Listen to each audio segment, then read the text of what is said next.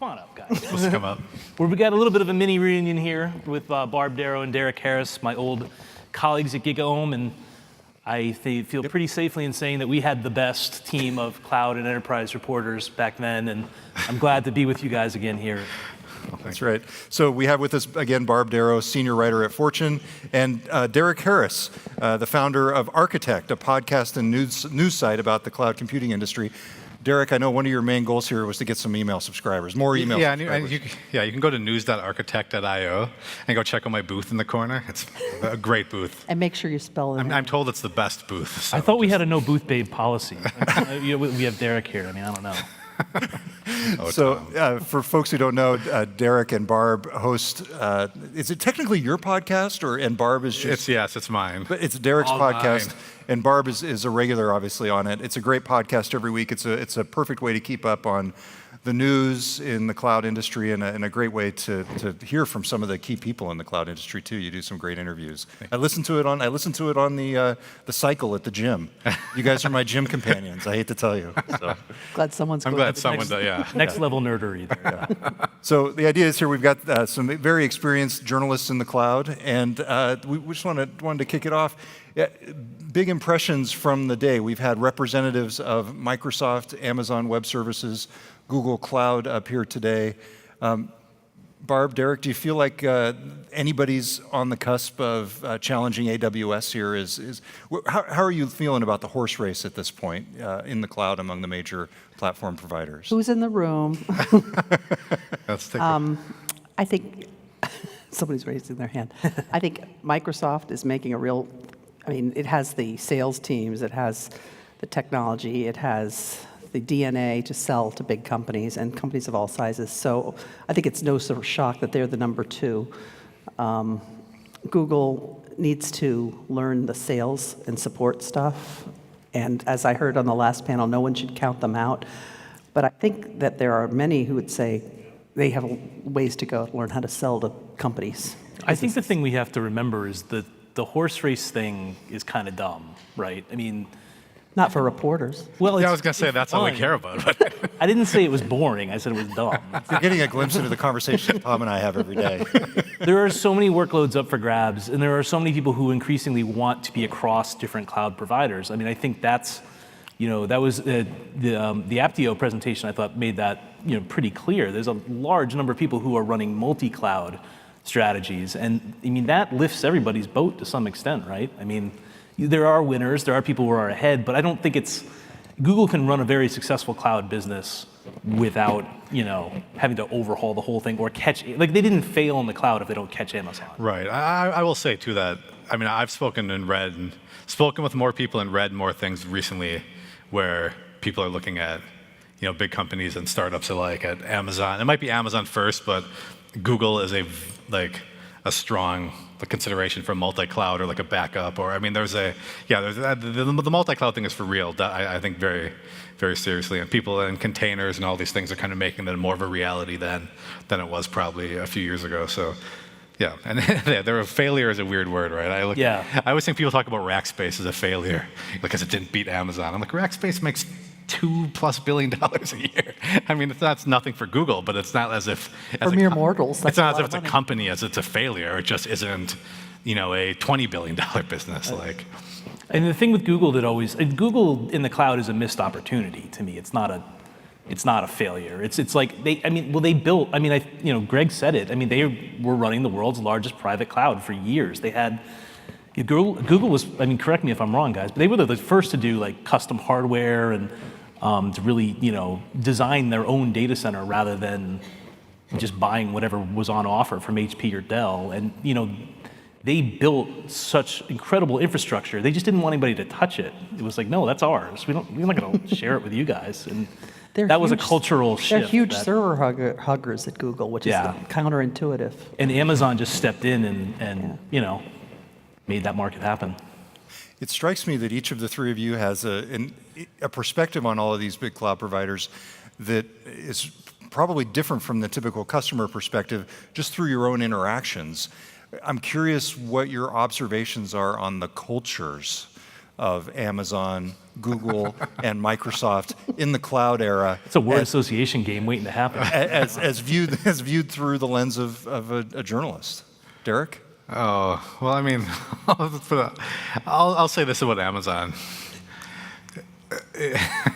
Amazon, I think, knows it's in the catbird seat, and I mean, it's a one-way conversation. You know what I mean? It's just the way it is. I mean, they are not, and I know it's because we worked, very, very differently. I would say in 2008 versus today, right? I mean, you can tell just who holds all the cards in that industry right now, and to think that you're going to, as a reporter or anyone, even go in and dictate anything to them, it's not going to happen. It's just To Amazon. right.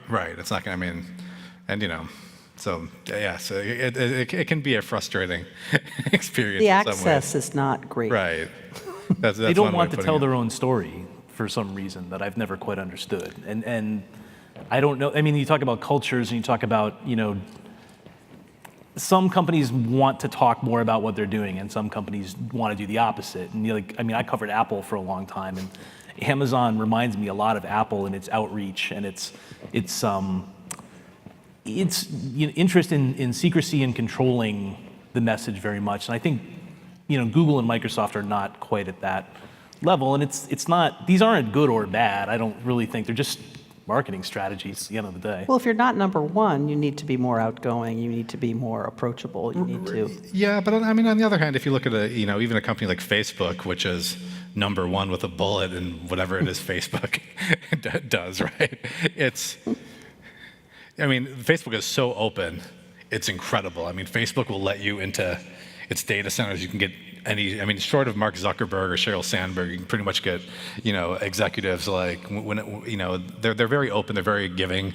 It's a different, and they value recruiting as a big thing, right? And they just want to talk about their open source, and they want to talk about their data centers, and they want to talk about everything they're doing. And in the cloud, that's not always the case. And I think Facebook was like the one that really talked about open. I mean, they launched Open Compute, Right. and then they were the first. I think everybody except Amazon is on that now, basically. Well, they were the anti-Google. I mean, the Google Right. was hugging the servers, and Facebook's like, look, Right. here's what we did, and here's how. And this here's works. why, and here's why others should do it. Yeah. I mean, they could offer a hell of a cloud computing service if they ever wanted to. well, that's a question we should discuss, because look at what they're doing with business applications. Facebook, it's weird.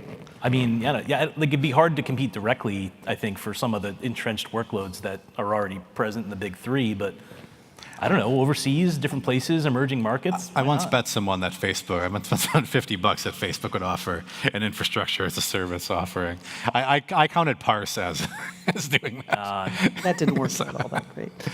Yeah, but that would be very much the model. I mean, you develop the capability for your own first-party products, and then you figure out a way to commoditize it for the rest of the market. I mean, that is the model. Why not?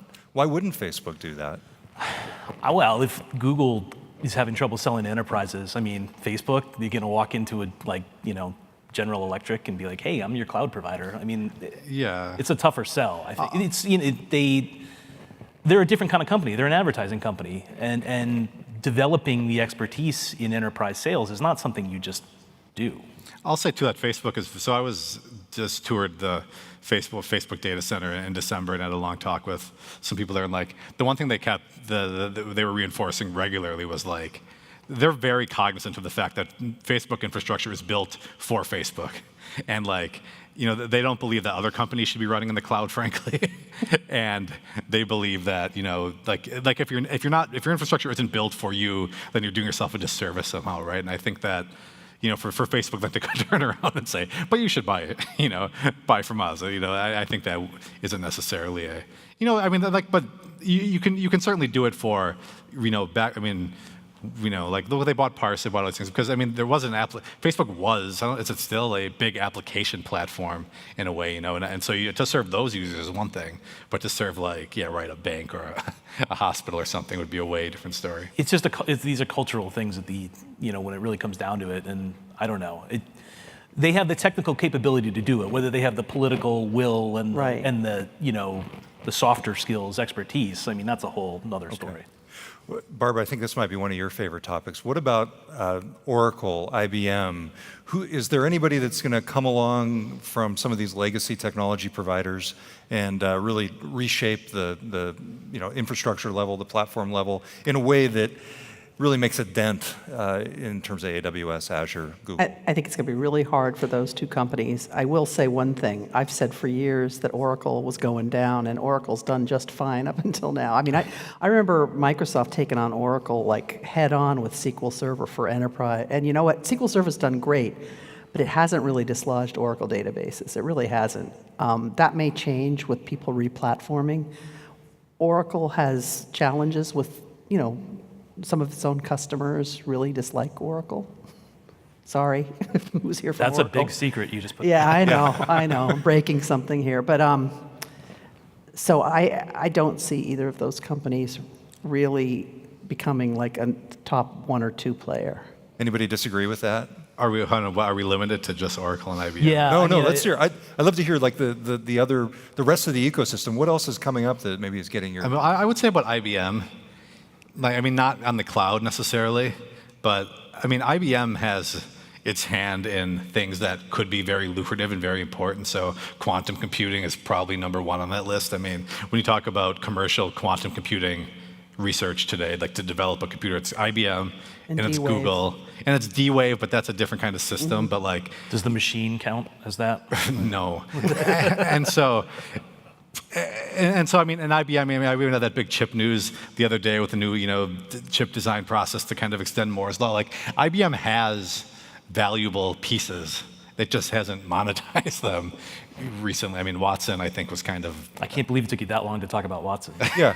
Well, I've been trying to be positive. I think the popular sentiment is that Watson is primarily a marketing vehicle, that they just take some form of AI and put the brand Watson on it and go forward. Is that an accurate perception in your view? Yes. I think it's a great marketing vehicle. I was talking to one of the PR people from Microsoft who said they would kill for that marketing. But I don't think we'll know, when we start seeing real numbers out of IBM for our Watson revenue is when I'll believe it's a real business. It seems like it brings people in, right? It's like, you hear about things that Watson is capable of doing, and it makes you consider the breadth of their technology a little bit more. The way this was described to me once was that if you're a decent-sized company that's looking to go into the cloud, you get 3 bids. You get Amazon, because duh. You probably get Microsoft, because you probably already have a relationship with Microsoft in some fashion or another. And then you get maybe Oracle, maybe IBM, maybe Dell Technologies, maybe some like these older, more established players that you know and are a little bit more, they're stable, they're not really going anywhere. And so that, to me, it's the competition for that 3rd bidding spot. And Google gets into some of those, for sure, probably more than they don't. But that's where the older companies have a chance to get in there, is to be that 3rd request for a proposal and just pitch whatever they got. And if you consider Pivotal to be a part of Dell EMC, then you would consider Pivotal, I think, a big opportunity, because Cloud Foundry is, Cloud Foundry is very prevalent among large companies trying to build out cloud platforms and cloud architecture. So that's kind of the thing where that's being pushed with containers and Cloud Foundry as well, is kind of you're gonna build this open source platform layer above these cloud providers, and at that point, theoretically, it's an anti-lock-in thing, it's a flexibility and agility thing, and no one else of the legacy companies has that sort of promise, I don't think, or that sort of pitch to be able to make. IBM has so many legacy huge customers from past generations that I think, and you'll see that there's press release after press release after press release about some IBM cloud win, which is probably legitimate. My question to them has always been, when are we seeing net new companies building on your platform? And then they respond, we get 17,000 Bluemix signups, whatever, a day. And I was like, signups are not a revenue. I can sign up for Bluemix. I'm not going to build a business on it. So they need to show some traction with, new workloads, and I don't see that. Sesame Street this week, that was the big. I didn't know that. Yeah, It was a lost, Watson partnership. share that news. Yeah, that was a Watson partnership with Sesame Street. Yeah, what was Right, that? it's a learn. I think it's a learn to read, a learning to read sort of thing, but very much not in the Watson like what you would have historically thought of. To your point about attaching it to something. So I know AI, though, is a special interest of yours in particular. Yeah. Is there one cloud provider that's right now most interesting you? I don't want to, maybe impressed would be too much of a word, but is there one cloud provider you'd say is really standing out in AI? Well, it's obviously Google, like just because Google is behind, I don't know, some large percentage of all the AI advances in the past. I mean, if you go back to 2012, it was Google that published the cat paper on Facebook on YouTube where I was going to say on Facebook. where the system was able to the unsupervised system was able to detect cats and human faces. I mean that was Google. Google's behind pretty much the deep learning ramp up that's happened. Google's behind TensorFlow, which is has like the second most GitHub stars behind Kubernetes. Google's other projects. So, I mean, and just in DeepMind and AlphaGo and all these things. I mean, and the tensor processing units that they announced, like their custom AI hardware chips. I mean, they have the majority of the attention. Now, does that mean they're going to monetize it the best? I don't know. Microsoft has lots of good AI researchers and probably some really good products. Amazon, the same thing. I mean, and if you look at, if you look at like the cycle, this flywheel. I mean, Amazon has Alexa, which is more popular than any other smart home thing, right? So theoretically, Amazon has an in to more developers and has an into to really ramp up its AI business too. So I think Google is definitely on the forefront, but in terms of are they going to capitalize on it the most, that's probably not easy to answer right now. So is AI the killer app for the cloud? Has that been decided? Is that the thing that's going to drive the next wave of cloud adoption? These companies that want to tap into the machine learning and artificial intelligence capabilities of these 5,000 person engineering teams at these big cloud giants. They would certainly like us to think that. Do you think it's true? I don't think we know yet. I don't think we know. I think it's intriguing, and I think it makes a lot of sense. I mean, the whole idea of the cloud was to abstract the idea of putting together your own infrastructure, right? Like, let's just make this easy. You get up and running. You don't have to buy the stuff. You don't Scale have up, to maintain. scale down as needed. And yet then You're they not try to gonna- lock you into 3-year contracts. There's Well, a lot of tension in these We'll models. get to that later. Yeah. But AI is the same way. Average companies are not going to spend billions of dollars researching AI models. I mean, it makes sense that you would look to another provider to do that heavy lifting for you. I mean, what's the hiring sprees of qualified AI researchers all going to like the same 5 companies? Right. There's nobody left for anybody else. The quote like, a few weeks ago, I think it was from actually someone at University of Washington, was like, Gartner says there's a need for 50,000 AI experts, and Yoshua Bengio is one of like the 4 or 5 like experts, says there's 50 of them in the world, right? So like there's kind of a misconception. But so I had a guest on the podcast a couple weeks ago, and his take was that actually he was pretty much like all this AI stuff is going to. Who was it? Bradford Cross. He's an investor. He actually has an AI startup, but and his take was that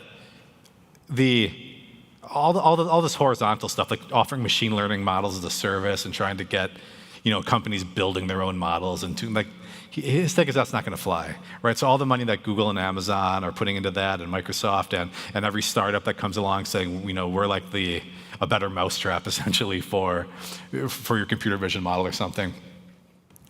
His take was that that's not going to fly for several reasons. One, it's either too.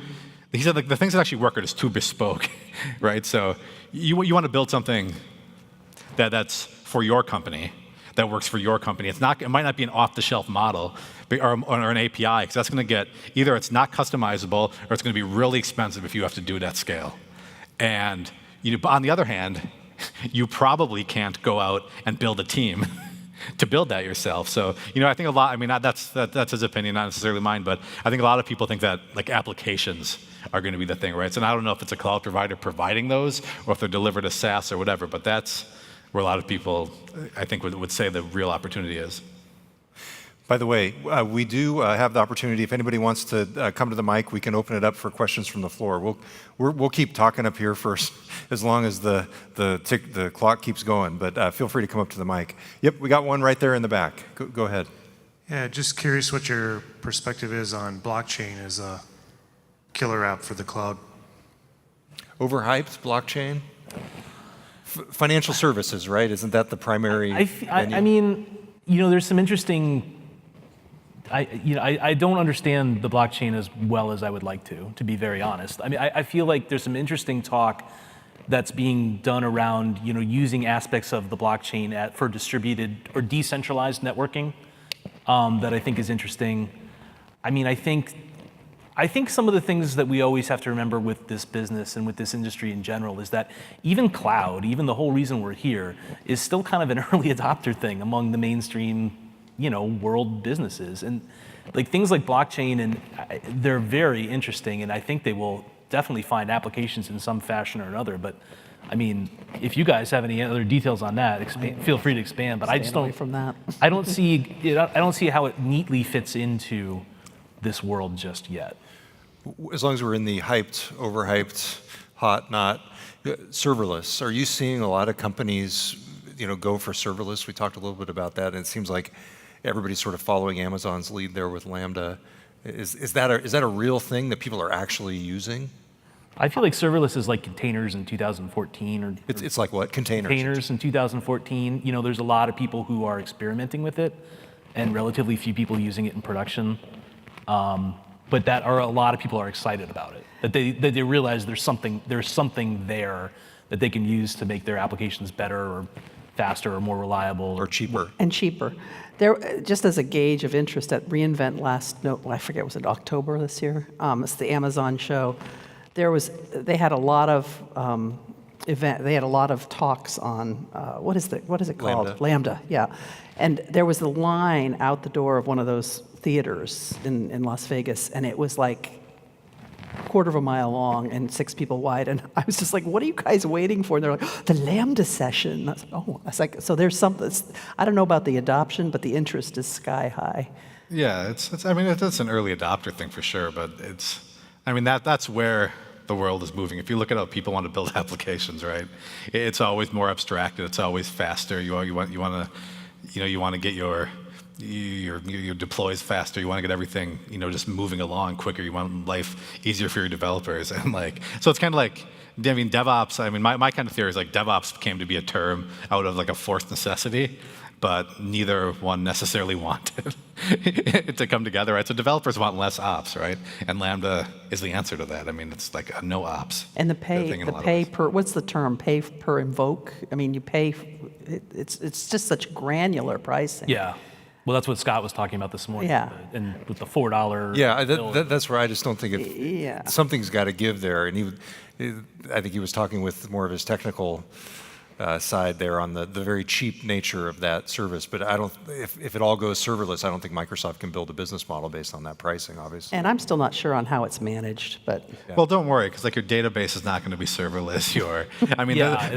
The dirty secret to all of this stuff is, and I say this as someone who previously spent some time, working in a container startup,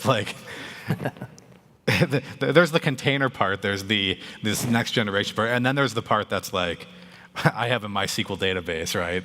Or I have whatever, and that is not good. That's the keys. That's to the not going there, yeah. Right. And so there's a money-making world, and a very a world that's not going to change that fast. We've got a question. Do you mind introducing yourself, just so we know? Hi, I'm Alex, working for Microsoft. Where do you guys see the long-term role of custom chips in the cloud? FPGAs, that sort of thing? ASICs, SSDs, anything custom? The mythical ARM server. I am personally very interested in that. I think, we've just known the same world for so long and workloads are changing so much that there's a lot of opportunity there to rethink the way that we deliver chips and we deliver chip architectures, I guess, in order to support these things. So I think there's a lot of interesting stuff there. And actually, Microsoft is kind of forward thinking on this topic. So Yes. explain this to me because I'm in the dark on this. So why does it matter that people are doing custom chips? We're talking about data centers here. People are doing chips that can be reprogrammed on the fly. Is that the idea? Well, I mean, for a long time, Intel made a chip and you got it. It did everything. And you ran your stuff on it, and that was it. And at a certain point, some people started figuring out, well, you know, I understand my workload to this degree where, you know what, I'd kind of like to focus a little bit more on this aspect of the performance of the chip, and I don't really care about this part, but you're making me pay for the whole thing. And like you're just understanding how granular your application is and what it really needs. And then once you realize what it really needs, and you figure out how to make a custom, you know, chip solution for that, you can save money, you can save power, you can save all kinds of, you know, you can really optimize, I guess. And that to me is what has changed over the last, I don't know, 5 years. Yeah, and if you want to talk about where AI is really making a difference, I would say in the chip space. I mean, NVIDIA all of a sudden is like, you know, through the roof in terms of revenue and stock, and because every AI workload or machine learning workload worth mentioning today pretty much runs on an NVIDIA GPU. So like, well, I mean, and then FPGAs, and then you know, people are working on all sorts of like, you know, new chip architectures to handle AI workloads because it's just a new thing, and the CPU is not the ideal way to run that. So that's, yeah. Oop, got another question back here. Lamia Youssef here. So I'm curious on your take on multi-cloud strategy that CEOs have been taking as a way of mitigating the risk of cloud lock-in, while in reality it's very costly to implement one system for one cloud, let alone for several clouds, and manage them and orchestrate them and all of that. Yep. I'm curious about your take on that. See, Barb, I told you we get. I hear two really conflicting stories, and I think they're true. Both of them are true. I've heard, I'm trying to remember the name of the vendor. It was a software vendor that was going in on Azure. I think it was Azure. And he was saying, we have to go all in and take every advantage of every service they offer because we want to make the most use of this cloud, and to do that across clouds is prohibitively expensive for us. So he's like all in, and I can't believe I forget who this is, but it was either Amazon or Azure. And I was like, doesn't that worry you to put so many eggs in your basket? He said, that's the only choice we have. And then you've got people, when you talk to them, and I have to say mostly off the record, and they're like, no freaking way am I putting everything into Amazon. That's or not the every. word they used. Come on. He didn't say freaking, you're right. You know, because people in IT have very long memories, and there are some really wounded feelings. Oracle's not the only company that's ticked people off. Microsoft has its own detractors in that area, so everybody does. But so there's, you know, we have to spread it across, hedge our bets, and then we have a few companies that say we have to go all in, knee deep on one cloud. So it's a range of opinion. Yeah, I would say too, if you look at anything that falls under the quote-unquote cloud native banner right now, that would be Kubernetes and containers, and you know, even some of the new open database startups that are coming along. Like, their whole story is multi-cloud. I mean, from the get-go, the idea is this can run across any of these platforms, and I mean, obviously it's not there yet from a technical or a market maturity perspective, but I mean, the idea of, you know, essentially your Docker container is your Docker container no matter where you're deploying it, right? So it makes it a lot easier to move stuff if I'm running Kubernetes on Amazon, if I'm running it on Microsoft, that part of it, that layer is the same, right? So the underlying part is, you know, to some degree, I won't say it becomes like commoditized, but like that's kind of the argument I think that companies in that space would make. I feel like write once, run anywhere is like this promise that people. Remember Java? I mean, like people have been promising that forever, you know, and people want to do that. I mean, like I think there's legitimate demand for those kinds of solutions, and they just seem harder to work in practice than. Well, yeah. You know, I mean, that's true. But they're like, I think people there is genuine demand, and I think people will figure out a way to make it happen, but it's hard. But there's a reason that, you know, companies in that space have, you know, raised, Made it difficult. you know, $50 million in a pop when they go to get, or more when they go to get money from investors, because like there's so much demand, and that the technology is coming along. So. Well, I think it was Kelsey Hightower who said the other day, it was like, using a product to avoid vendor lock-in is another form of vendor lock-in. Well, so, you know. fair enough, but you're locked in somewhere. It's literally impossible to avoid, I think. And then if you're, Cloud Foundry says, we're a way to avoid cloud lock-in, except you're locked into Cloud Foundry. So it's, so there you go. Sorry, Cloud Foundry. Go ahead. Well, to Jeff Borak, to give Abby a little air cover, at least with Cloud Foundry, you're under an open source umbrella, so you have alternative vendors Sourcing. under that umbrella, right? Right. I'm very proud of the fact that Seattle's Cloud City, and the discussions today I've heard all throughout the day have been very sort of North American centric and very top 3 clouds are going to win type of dialogue. And I understand that, I get that, but I just wanted to ask the panel to take it up a level and talk about this issue of what this means on the global stage. Because when you talk about cloud globally, the only dialogue you really hear is data sovereignty. But if you think about the current political climate, and this is a little red meat. I prefer not to think about that, actually. But. Right. But if you put it in that context, if you're, the president of France or another country, it's more than data sovereignty. If you project where cloud may go, we're going to be in for a whole nother world of re-regulation and control, because I don't think the rest of the world's going to want to depend on 3 North American cloud vendors for their IT infrastructure future. Comments? I think that's an excellent point. I don't know if you saw the Morgan Stanley presentation, but Alibaba's Huge. cloud revenue was That's right. projected to absolutely soar over the next 5-6 years. I forget what the time frame was, but to that point, the data sovereignty thing could be a huge nightmare for the cloud world. I mean, it depending on how it's written and depending on how it is actually played out. I mean, it could drive the costs up significantly. And if you look at the U.S. companies doing business in China, they only can do business in China by working with a Chinese provider.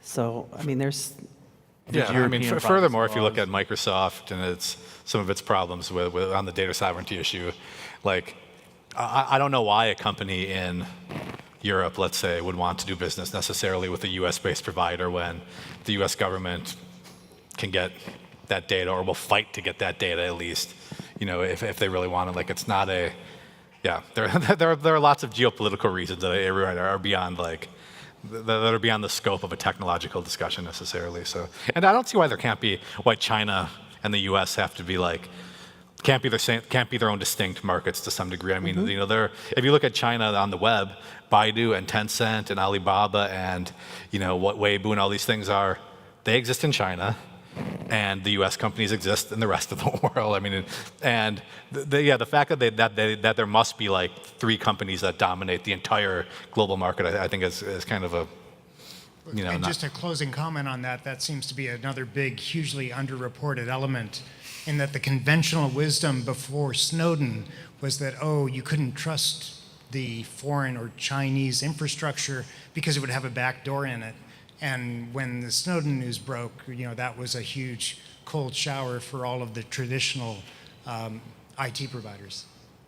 And now you have Theresa May in the UK talking about the ability to sort of provide a backdoor as well. I mean, there is this tension that's existing with national security, and national security defined as individual nations thinking about their individual security. And I mean, do you see some kind of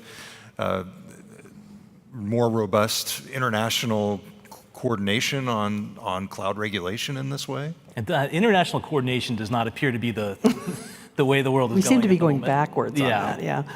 I mean, if somebody powerful in a country with a big market share that the cloud providers have no choice, but they can't ignore it, mandates a cloud backdoor, I mean, who knows what'll come out of that? Nothing good will come of it for sure. Closing thoughts, things we didn't talk about. What's the most important technology that you think that people should be paying attention to? We talked a little bit about AI, serverless. Anything else, Barb, Derek, that you're hearing a lot about, you're seeing a lot of in the stories that you're covering that you think people should be paying attention to, especially as they're looking at increasing their cloud footprint as businesses? I think the chip, the microprocessor stuff we talked about earlier is really important because a workload is not a workload is not a workload. So, you know, certain cloud vendors are going to have Intel-based cloud options. They'll have Power-based cloud options. They'll have, you know, whatever. So that's my first thought. I think we haven't seen the ultimate story, the open source story, play out entirely yet. If there's an ace in the hole like, against this idea of cloud lock-in and against Amazon and Google and Microsoft owning everything, it's the fact that there are lots of very big, growing, popular open source projects that have yet to fully mature into like blossoming businesses. I mean, I would agree with both of those for sure. I think we've gotten to a point, I think hardware was really far ahead of software for a while, and it seems like it's swinging back the other way where we increasingly need more processing power, better networking in order to get things done. And that's going to be, you know, a really fascinating thing to watch, I think. And security. I mean, security, the stuff that Scott was talking about, anything on security. You're right, but I mean that's like a whole discussion across the. Like, I think you were the one on the podcast who were saying, I'm just waiting for someone to take down one of the big cloud vendors. Yeah. You weren't wishing for it, but because the stakes keep getting raised. Well, this has been great. Barb Darrow, Derek Harris, Tom Krazit, thank you very much for doing this. Thanks, Excellent. Thanks.